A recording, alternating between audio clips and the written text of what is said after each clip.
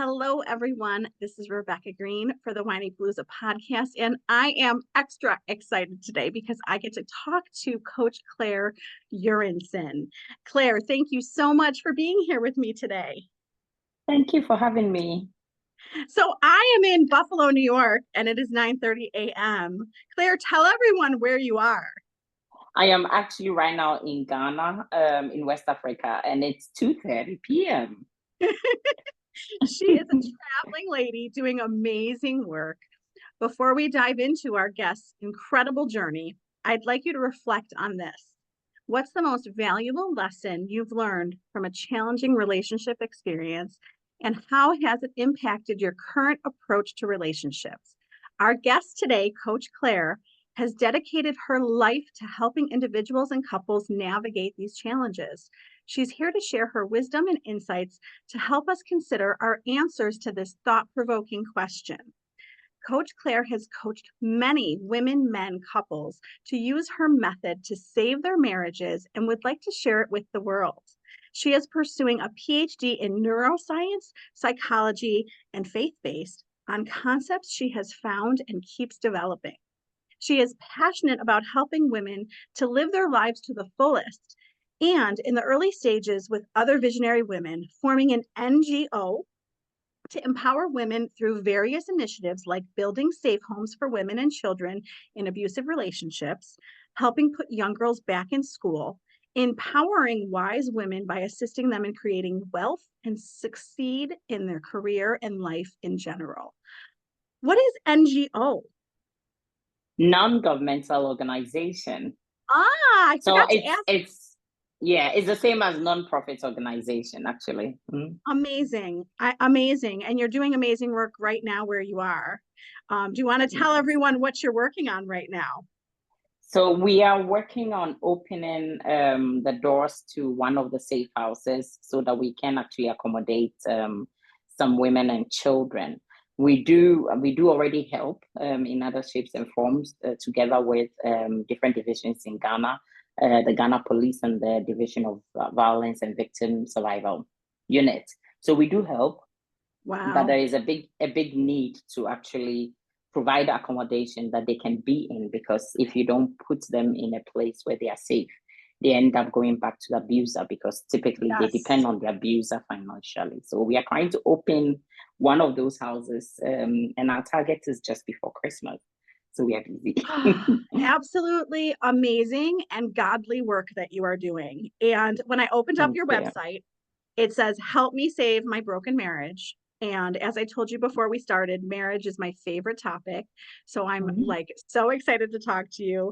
And your marital journey is super unique. You have an amazing story. Can you share with everyone your marital story and what led you to where you are today helping others?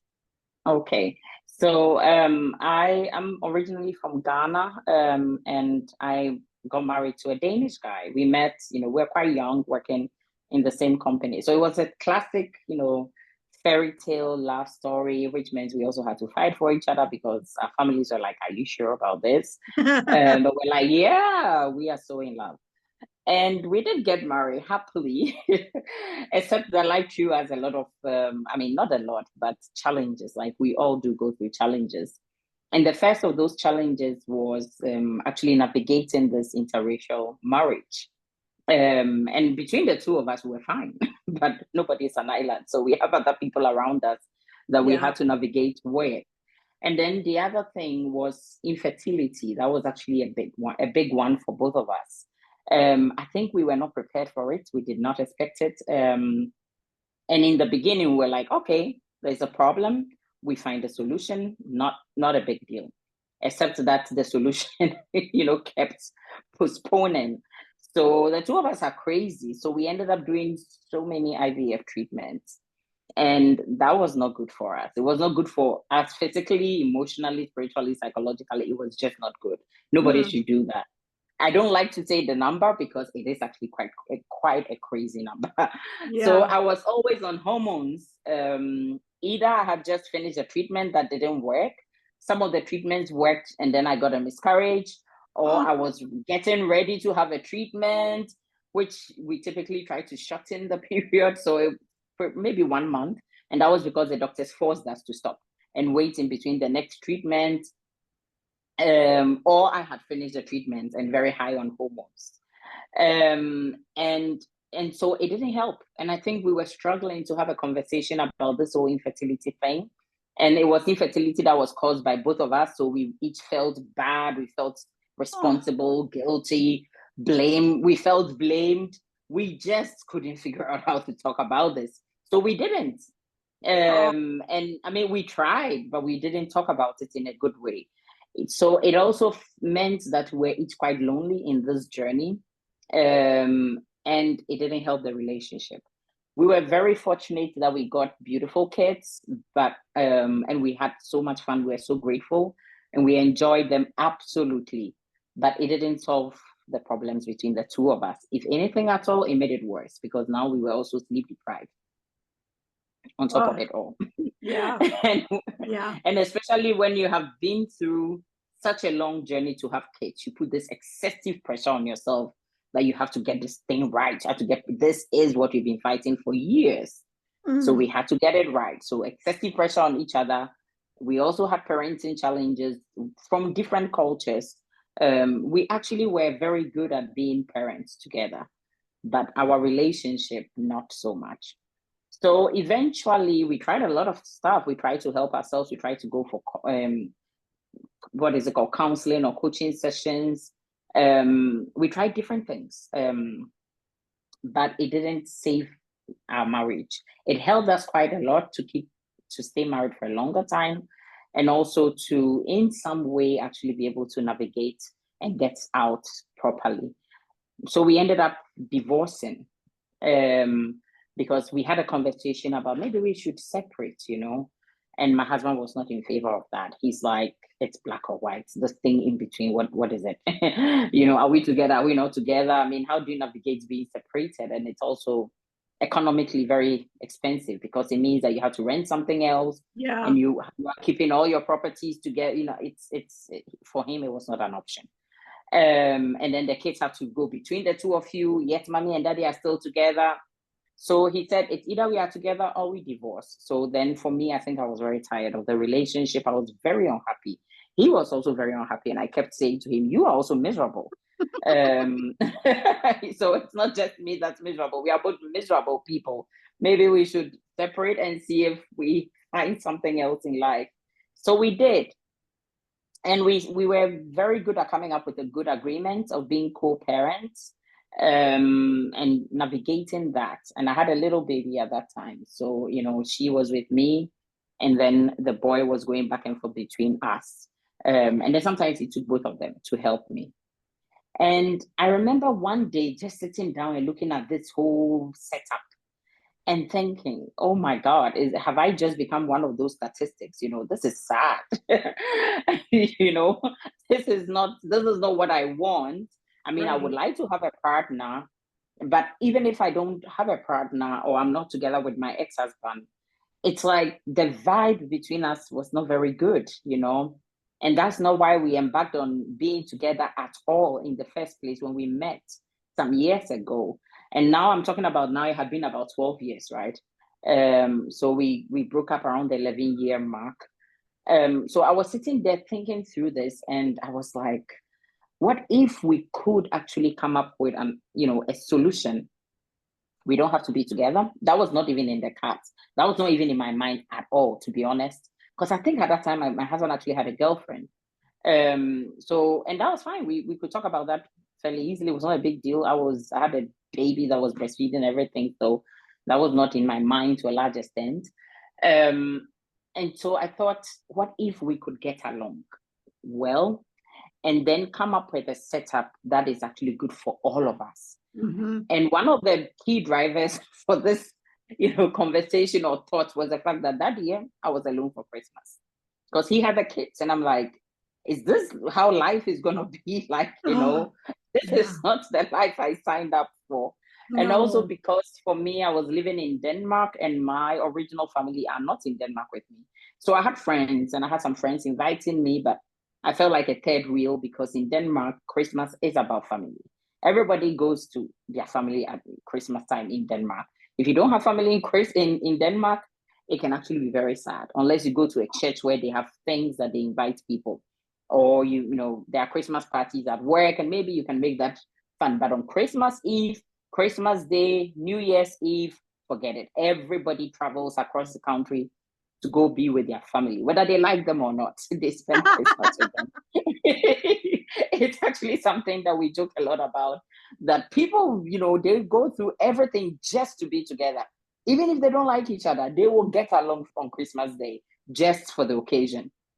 So I was like, do you really want to go and be with some people's family? And, you know, come on, you are a third wheel. So it was a very quiet and very pensive Christmas for me. And then I decided, what if I could try and change the vibe? Because my husband, his mind was somewhere else. We are very different personalities. I make decisions very quick, but then, you know, in the background, I sometimes reflect on it continuously. He takes a very long time, but once he's made a decision, he's made a decision. There is no looking back, looking left, looking right. So he was moving on in his life. It was not even something he was thinking about, like, oh, should we consider getting along for what? You know, we are divorced. There's no motivation here. So I started looking into, you know, trying to get us to reconcile. That's the word I use. I was trying to reconcile us. You know, it's not like we were fighting, but we were not, I don't think we liked each other. And if you ask me about, oh, how is your kid's father? I'm sure that you get a whole bunch of things that were not good coming out of my mouth from the depths of my heart. Oh, and I'm also sure, I don't think he did the same thing to that extent, but I don't think he felt the need to say nice things about me either. And so, but I started this journey of reconciliation. And what I found out, it shocked me, because I was very convinced before we got divorced that if this man just cleaned up his stuff, this marriage would have been so good, so much better. If he just did what he promised me when we met and we were young. We also met very young, like in our 20s. And we were young and we loved each other and all these things we spoke about and all our dreams and visions and this amazing guy that he was to me at that time. If he just stepped up, we wouldn't be here, you know. And I realized that was not very true. When I started this journey of reconciliation, I would come to realize that a lot of what was going on had to do with me, myself. There was so much stuff going on with me, my need to respond, my need to be right, my need to indulge my ego, my need to correct. I mean, I was like, oh, wow, you know, because right now it was me going on my own journey. I didn't even, he wasn't even part of it. I hadn't even had a conversation about it with him yet, and, you know, in the beginning.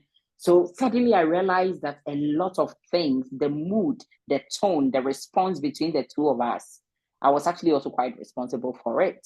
What was teaching you that? What were you doing on this journey? So what I was doing was I wanted us to get along, right? So normally when he comes and we have to discuss simple things, you know, the attitude was like, I'm going to show you that, you know, I'm the best parent and, you know, you cannot come and tell me what to do. And it was this defensive, unconstructive posture from both of us. So every conversation had to be very, very, you know, precise and focused on what's going on with the kids. But my husband and I, we've always been friends and kind of liked being around each other. So we could be around each other. I mean, he could come, you know, dropping the kids. And then I'll be like, oh, I'm cooking or I'm getting something ready. So he'll be there. He'll just be hanging around. We didn't have a problem with each other.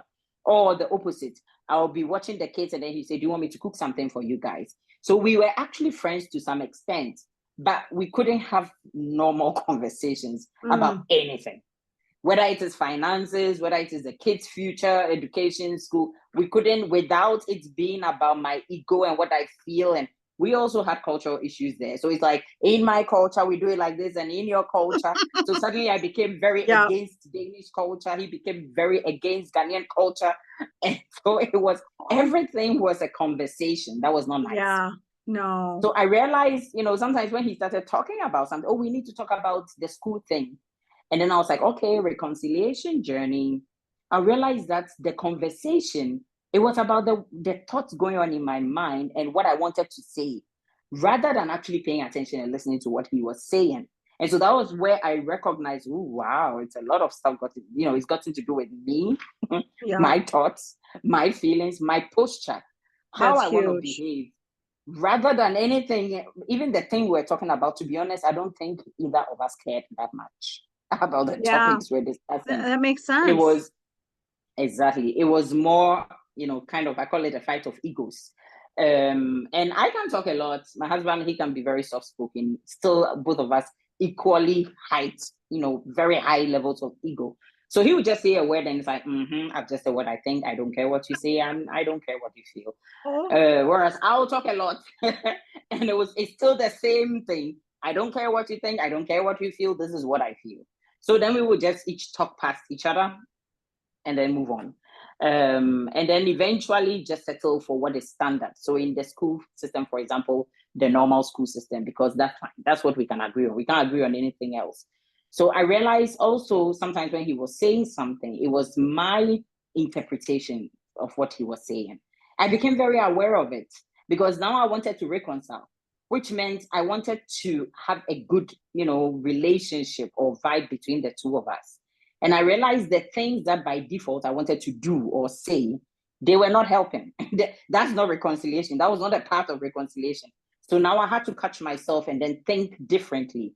What else, what else could I think? Yeah, what else could I say? I mean, do I need to respond? The guy is talking about his fishing trip and something. Do I have to say some sarcastic, negative comment? Is it necessary? Must I tell him, something that it's a good indicates, question. are you're a terrible parent? You take the child fishing, and I love fishing, by the way, but it was this thing where you just got yourself into a place where negativity was a normal thing that was coming out. So suddenly I realized that it was not even about him. So this whole journey of reconciliation ended up with me doing a lot of work on myself. That's awesome. Which was a big shock for me because I was not, I thought I was going to be this very wise person, telling him how to behave and then finding ways of making him behave like that so that we could figure out how to be together. Yep, sounds about right.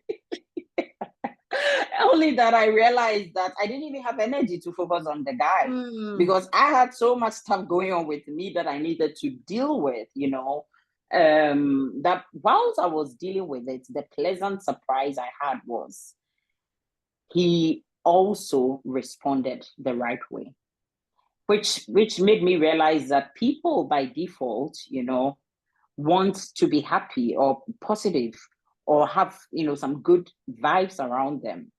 The challenge is if somebody will take the leap and do the work, because believe me, there was a lot of work on myself. I had a lot of conversations with God as well.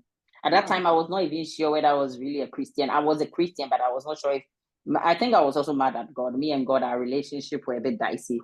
And the work that was going on with me, I was always having conversations with myself, with God, like, are you sure that this is what I should really do? So it was a lot of reflection, but I very quickly saw the results. So it was quite difficult to ignore it because suddenly the dynamics between us, the vibe in the house, even our son, you could see he was thriving in a whole other way. Without us being together, we're still apart, but the conversations, the tone, even how our stress levels were, it started dropping. And then I actually told him that, I am, trying to this thing where we should reconcile, I'm paying quite a lot of attention to the way I talk to you, the way I respond to you, and the way we are together. And, I think it's helping. So he said, oh, yeah, I can actually see a change. So, yeah, he also said he also would like to do the same. And then we agreed to go on a trip together. These are people that are divorced with 2 kids. We booked a trip together. And I remember this, very well. We decided to book a trip that was not super expensive in case it did not go well. Then we can just get back on the flight and get back. And then, okay, not a lot has been lost. But that was one of the conversations whilst we're talking about reconciliation. What if we could all still go for holidays together, even though we are not together, So if I found a guy or he found a girl, that would be a conversation that we will have with the girl or the guy that, I have this agreement with my ex. For the sake of the kids, we go on summer holidays together for 2 weeks every year. This is the deal, you're going to have to accept it. Are you okay? If not, okay, bye-bye. Let's find somebody else. So we said, let's try it out. And we went for this trip, and it was one of the best trips ever, because there was no pressure on anybody. We don't have to be together if we don't want to. If he says, I'm going to watch football, okay, bye-bye. I want to go and do a spa or just lie by the beach or swim or do something else. That's fine, because he's not my husband. I'm not his wife. He cannot tell me what to do. I cannot tell him where to be at the vacation. The only thing that we coordinated was spending time together with the kids together to give them that experience of mommy and daddy and the two of the kids together. But it was also fine. Sometimes he had the kids alone. Sometimes I had them alone. And when they went to bed, we could sit and play games together or have a chat or not be together. It was not a big deal. So we realized that actually there was no conflict left anymore. The conflict vanished in itself by us figuring out how to treat each other right. That's it. It's not like I changed. I did not change. He did not change as a person. All the weirdness about us and all the positives were still there. But we had chosen how to view each other and view the relationship between us differently. And that made all the difference. So that was the start. And then I think from there, we started, having conversations of being together again. And then we actually did get remarried. That's a crazy part of the story.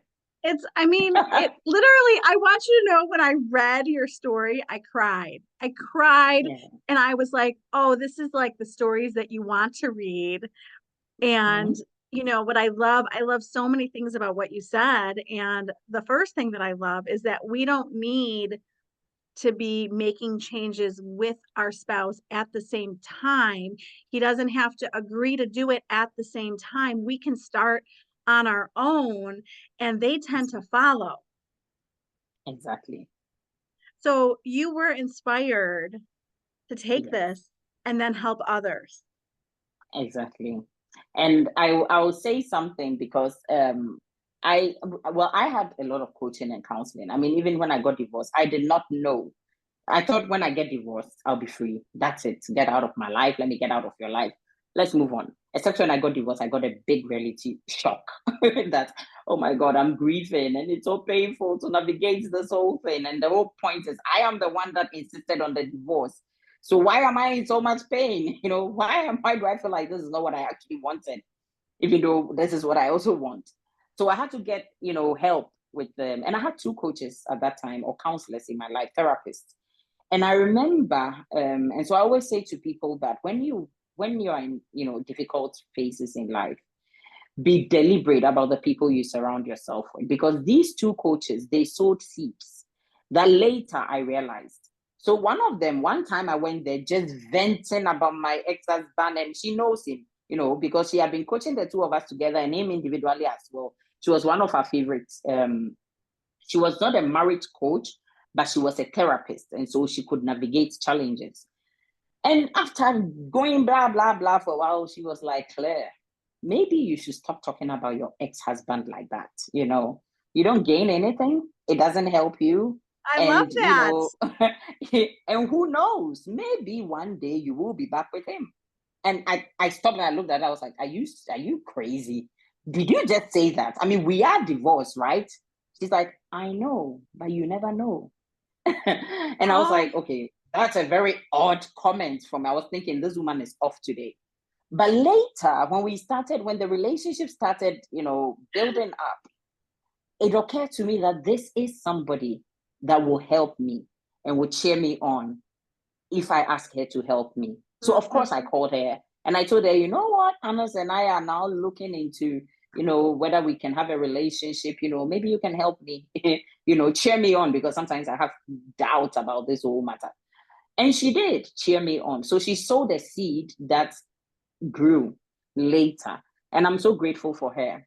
And then there was the other one as well that I told her, because I couldn't even accept to people that I was sad that I had divorced, because that was all I claimed I wanted. I want to get a divorce and blah, blah. And my husband at that time, he wouldn't sign it, not because he wanted to keep me, but he was like, are you sure? Because I can be spontaneous. Are you sure? So he gave me a lot of time to think through it, and then just before the deadline, he's like, if you want me to, I'll do it. But are you really sure that we cannot work this? And I'm like, we've been trying for years, let's just give each other a break in life. And you say you don't want a separation, so there is nothing else left. And I remember I went to speak to her and I told her, and she looked at me and she said, you are sad, you are grieving. And I'm like, oh God, somebody that I can talk to about this. And she said, it's okay to regret the decision. It's okay to not feel good about the decision, but it's also okay to understand that you just stopped almost 12 years of a marriage. So you are grieving. It's difficult, and let's work through it, how you feel and how to, make peace with it. And I was shocked because I thought I had actually made that decision after a lot of thinking and deliberation. Yep. So these two people, I think they actually helped me to, eventually when I started considering the reconciliation, they were huge sources of help, and they were deliberately positioned to help me. I couldn't have done it by myself. Yeah. Oh, well, we shouldn't do anything by ourselves, especially something so hard like that. And, you told this like beautiful story and evolution of your marriage. So you went through all of that. So now how do you take that and use it to help others? How is that impacting you? So I'll talk about how it impacts me, and then how it impacts others. So today, for example, earlier today, my husband and I were walking on a street somewhere, and I always get these moments where I take just a few seconds and I'm grateful. Because in the past, so he was walking way ahead of me. I mean, my husband used to be in the military, he was fast, and I don't walk very fast. And it's not a problem, So sometimes you stop and say, oh, I'm waiting for him. Like, just go. It's okay. I'm behind you. And every now and then he will stop because he wants to show me something. And then he'll stop and we walk maybe 2 minutes together and he's still ahead of me. In the past, this was a huge source of conflict. So when you see us walking where he's ahead and I'm behind like that, it's not a good thing. We are fighting. I'm angry. He's angry. And we are trying to get away from each other deliberately, So it's not because I'm moving slow and he's moving fast. It's because we are actually trying to get away from each other. And sometimes he may run away or I may run away, And I just got this flashback and I'm like, wow, I'm so grateful that, we are having a normal walk that normal people should have, and it's not a fight. There's no pain, there's no problem, there is nothing. It's only joy. And he actually noticed somebody weaving something we call kente on the path. I didn't notice it at all because we're going uphill. I was more focused on just moving. And he was like, oh, the guy was making kente. And I'm like, I didn't see him, And then he showed me a picture of, he had taken. I'm like, that's a very odd place to sit and make kente, No wonder I didn't see him. And then he laughed. And then he just continued ahead of me. And so the impact in my life is I appreciate this person that, God has given me that I'm supposed to do life with in a whole other way. Mm-hmm. I also appreciate the work that has been done on me myself so that I'm even capable of enjoying, this person in the marriage. That's the biggest impact. I enjoy so many small, silly things that I used to take for granted those times. So what brings joy and peace in our marriage right now is nothing big. It's small, tiny things. This thing I'm wearing, I've said I'm wearing this throughout the holidays. It's silly, it's crazy. Every time I'm not wearing it, he's like, are you not wearing it? And then I put it on and they laugh at me. But I'm wearing it just to make a point. And I can feel joy in this. It's a very silly thing. It's a very small thing. It is irrelevant what it is. I couldn't even enjoy big things when my marriage was in a very challenging place. And that's why sometimes we get even more pain, because you look at a situation that should have brought you joy and you are not capable of enjoying it. And so my life, my marriage, and it's not even just a marriage, but everything in my life, I suddenly have an appreciation, and I am deliberate how I show up, because I realized that I didn't show up deliberately in the first, at some point in my marriage. And that's why it went really off. Considering that we are still the same people, the dynamics are still the same, there are still some issues, but we are honestly, genuinely very happy. And we were the same people some time ago. We were so miserable. It was not even fun. If I tell you some of the stories of the fights we had, some of the fights, we needed help. It was not good. And so what changed is, how we chose to see things and how we chose, to deal with ourselves and deal with each other. Nothing dramatically changed. And so that's my impact in my own life. And then for other people, after I started working, whilst we're still working on our own marriage, I realized that I started getting the opportunity to counsel and coach people. I've always been counseling and coaching people about different things. It could be career, it could be something else, it could even be relationships. But when my marriage broke down, I mean, I was not good to counsel anybody about relationships. I will tell you, we are all doomed to not make this marriage thing work. Don't marry, don't, don't. I was not very positive. You were like, So don't do it. Don't get married. No. Exactly. Yeah. No, it's not good. It's just an illusion. It's all a big illusion. So at that time, fortunately, I didn't get a lot of people coming to me for marriage coaching. But when I was working, or we were working on our marriage, I started getting a lot of people. And I realized it was exactly the same thing. And most of them were women. That's why, I started being more interested in women. And it didn't matter what the situation was. It was the same formula. Focus on you. And you will be shocked how much power you have to change the situation. So that's how it always started. And then, of course, there are different dynamics, and there are different levels of severity. So then there are some things where other things need to be done, but the foundation was exactly the same. So I started feeling, and people also started telling me, including my husband, maybe you should do this for real, because I used to have a proper corporate job. And sometimes 2 a.m. when my husband is sleeping beside me, I'm coaching somebody on the phone. And he's like, this is a hobby that is on a whole other level. 2 a.m. I'm like, the person was very distressed.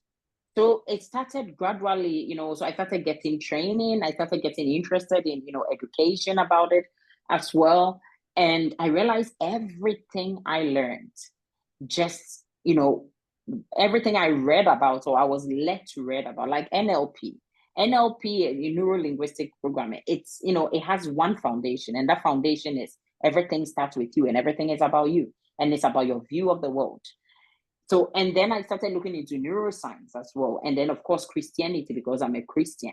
And it just all somehow had bits and pieces of what I had learned. So I started also applying it to people. And I am so grateful that I have been part of very, very many success stories. And so it is also helping people to also mend their marriage. I have a bold statement that I say, if you want to save your marriage, you can save it. It doesn't matter what, how terrible it is, but it requires one person that is interested in doing the hard work. And sometimes the work needed is really hard. But if you will do it, you can save the marriage. Is there any certain, obviously no names, is there any certain couple that is standing out to you right now that you saw shift? Yes, I have seen. So one of the biggest issues that come up that put people in a place where they are wondering if they should save their marriage is, of course, marital affairs. And I do get a lot of that. In fact, I have a whole webinar and stuff on marital affairs, because it's a big thing. Because there the trust has been broken and it's challenging. And I've had a case where even a child came out of that affair. And it was very difficult for the partner that had been cheated on, and they were willing and ready to just move on.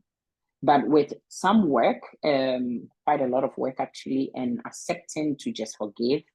And I say just forgive, it's not just it, accepting to do the work and heal and forgive the person. And also address what is it, because even the affair is a symptom. It's not a root cause. What happened there? How could we have been different in this? And they are happily married and have accepted the child. The child is part of course, the mother of the other child. She has the child most of the time, but they also have the child sometimes. And she has what is it called, socialize her children with the child from the marital affair, and there is no pain left inside her about it. Of course, the guy also had help to realize that there are some non-negotiable standards in marriage, and cheating is a non-negotiable standard. So it's not like we condone it, but like I keep saying, he also needs help.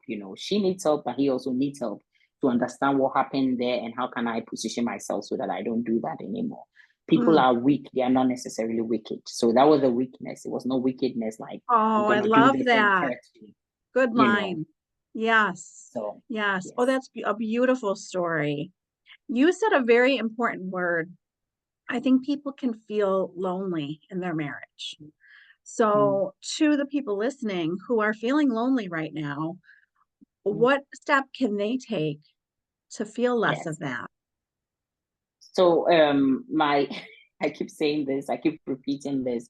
If I feel lonely, to a very large extent, it is about me. Mm, I will say that it is also about the dynamics between myself and the people that I love in my life. But for me to change that dynamics, I have to change, the fundamental way I see the world, my belief system, my view, my map of the world, how I see things, how I process things.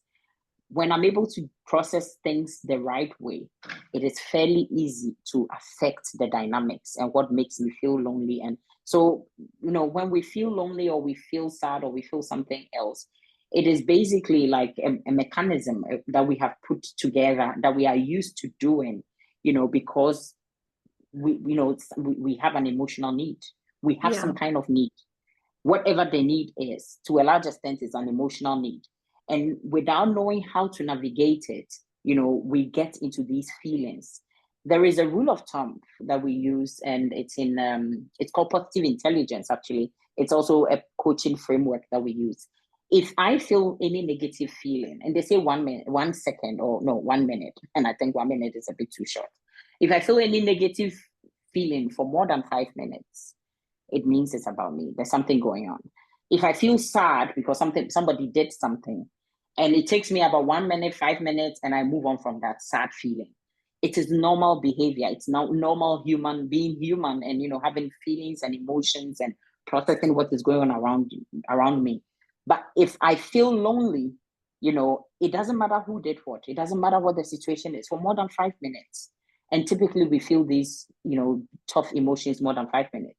It means that there's something that I need to process. There's something I need to work on, and then stop this feeling of loneliness. But it's okay to feel lonely once in a while. Sometimes you can be with people and be like, oh, I don't feel like I feel lonely. 5 minutes, that's fine. 10 minutes, all the time, 1 hour, a whole day, then there is a problem. So what I would advise is that there is a lot of help out there. You can do so much to help yourself. It doesn't have to be dramatic. It doesn't have to take your whole day. Sometimes it's simple things like exercises, 15 minutes a day can make a huge difference if you know the right thing to do. Do you feel like okay, so I'm a woman and I'm coming to you with my marital issues, and you're telling me, now, obviously, I'm a therapist, so I understand what you're saying, but Yeah. you're saying to the woman, okay, well, this starts with you. Let's work on you and you're going to fix your marriage. Do the women are they responsive? Are they defensive? How does that go? Yes. So the first reaction is, I always tell the beautiful women that I work with that I'm shocked that they stick with me. That honestly, I say the truth. I actually say the harsh truth, but in a loving way and with empathy. So I'll see you, I'll hear you, I'll understand you, I'll appreciate you before I tell you, but I would tell you very, very fast that, how we're going to work on it. And then we have a conversation. And I remember one particular lady that came to me and we're having a chat. It was actually quite late that day because we were in a retreat together. And we were having a chat. So this was not even a paid session, but we're having a chat about, her issues in her marriage. And she was very frustrated. And the words that came out of my mouth is, you need to go and say you're sorry to your husband. And her eyes almost popped out like, what? And I'm like, yeah, I know it doesn't sound very nice, but just hear me out and let's have a conversation about this. Now, the honest truth is that people reach out because they honestly have help, want help. And so when they are able to understand and appreciate that I may have a different perspective of the issue and I can see it differently than they can see it, and they can see that I'm willing to be honest with them, but work with them at their own pace, they typically, calm down. But in the beginning, sometimes there is this kind of behavior.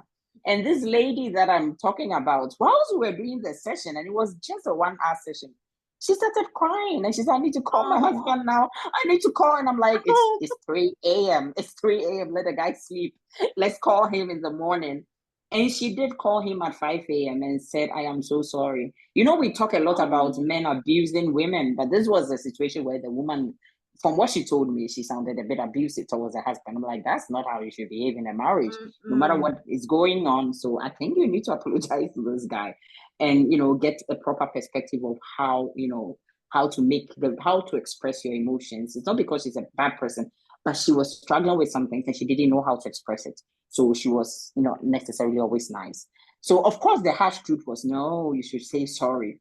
And towards the end, she got there because I don't just say, oh, do this.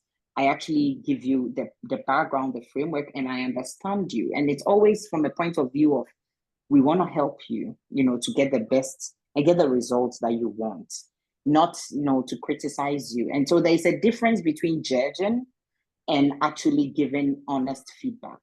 And what we do is we give you, you know, that we give you the honest feedback. We are not judging you.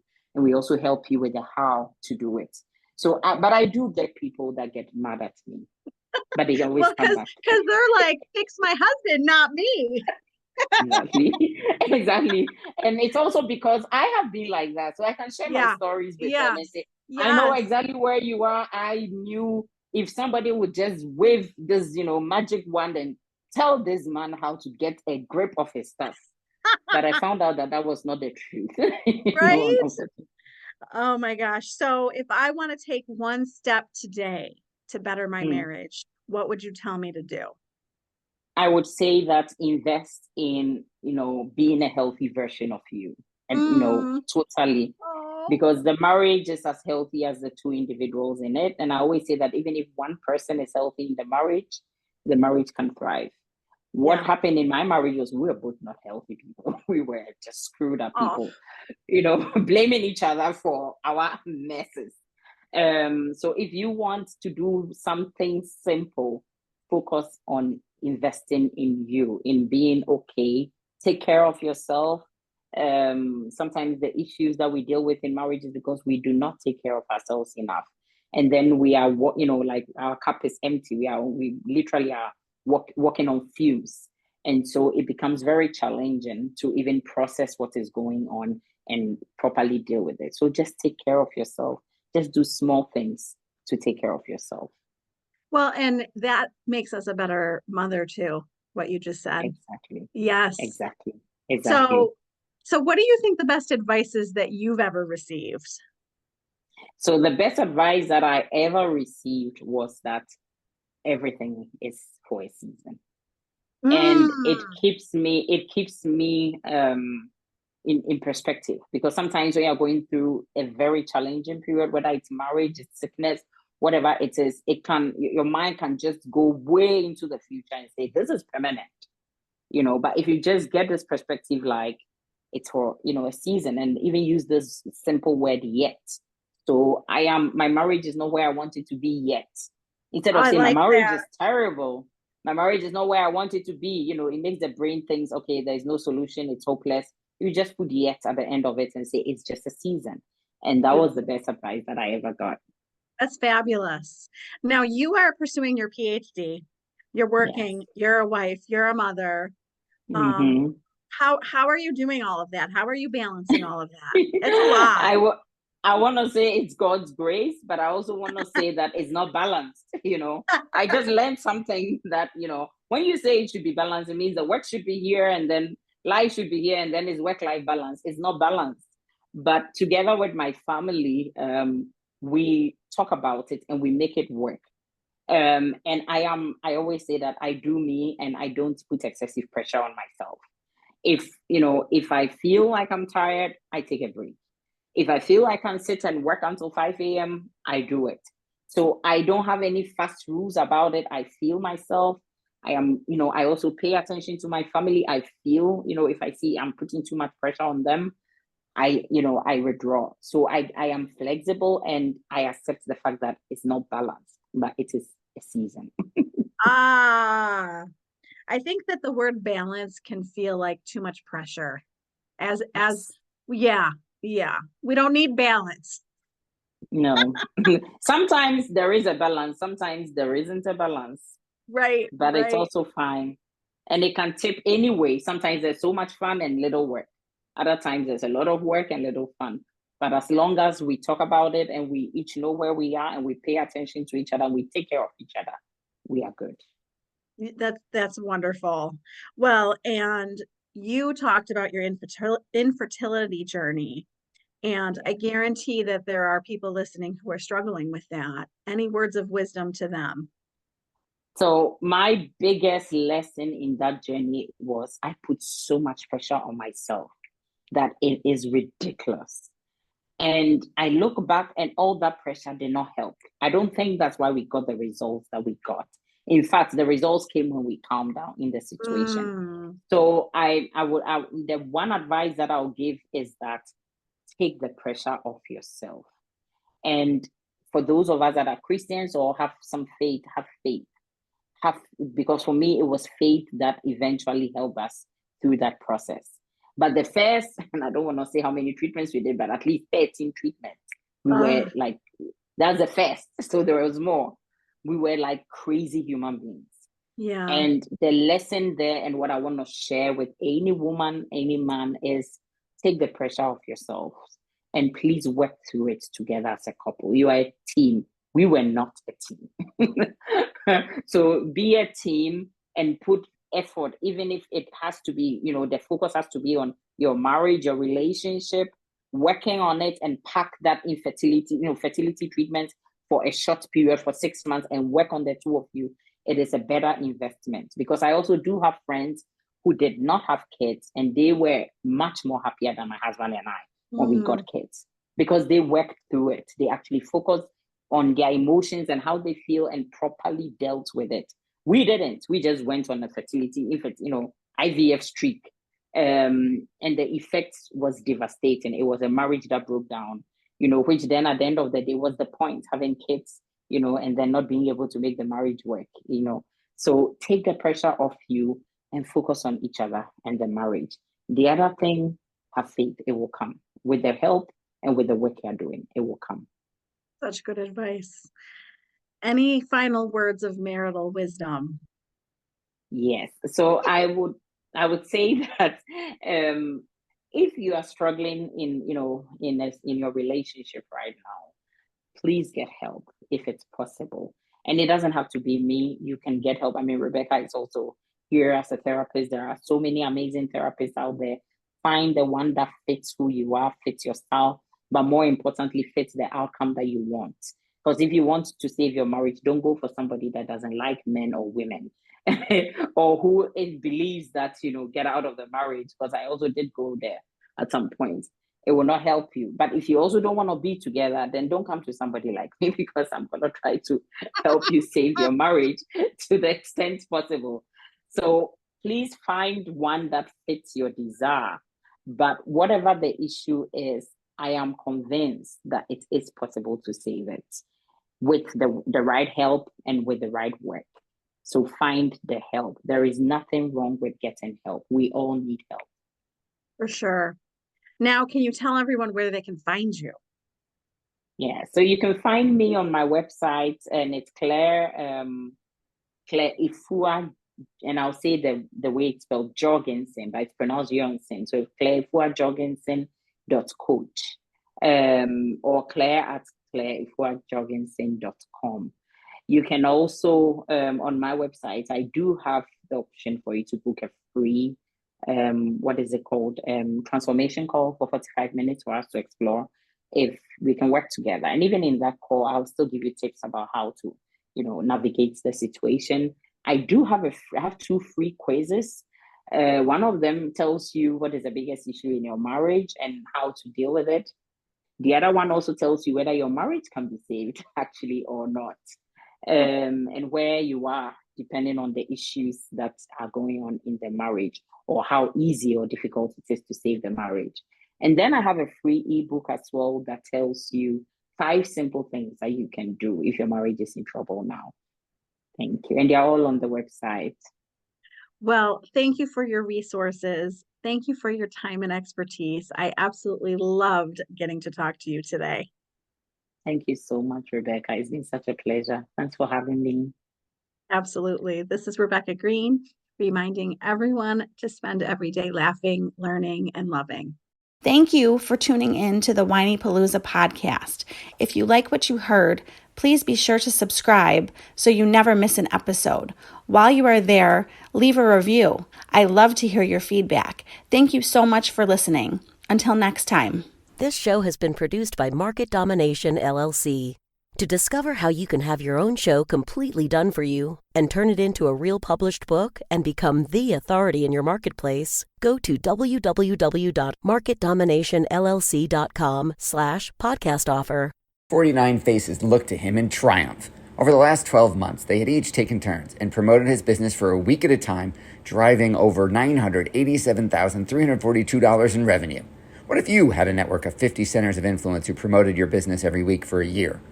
Grab your copy of the #1 Amazon best-selling book, The Ultimate Guide to Growing Your Business with a Podcast, at 33% off the Amazon price by going to ultimatepodcastbook.com. Again, that website for 33% off the Amazon price is ultimatepodcastbook.com.